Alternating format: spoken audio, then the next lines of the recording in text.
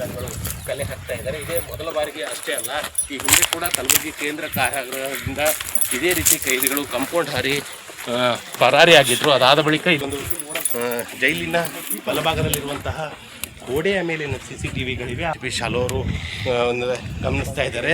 So ಯಾವ ರೀತಿಯಾಗಿ ಕೈದಿಗಳು ಬೇರೆ ಕಡೆ ಹೇಗೆ ಎಸ್ಕೇಪ್ ಆಗಿದ್ರು ಎಂಬುದರ ಬಗ್ಗೆ ಇಲ್ಲಿರುವಂಥ ಅಧಿಕಾರಿಗಳಿಂದ ಮಾಹಿತಿ ಕಲೆ ಹಾಕ್ತಾ ಇದ್ದಾರೆ.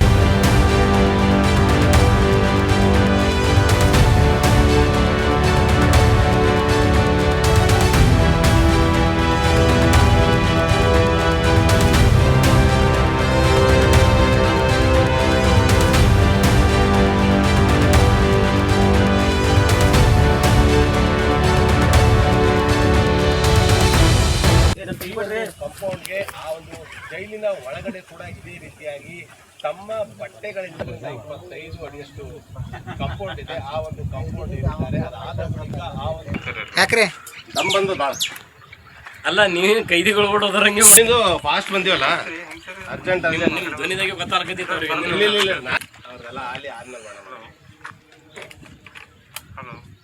ಮಾಡ್ರಿ ಮಾಡ್ರಿ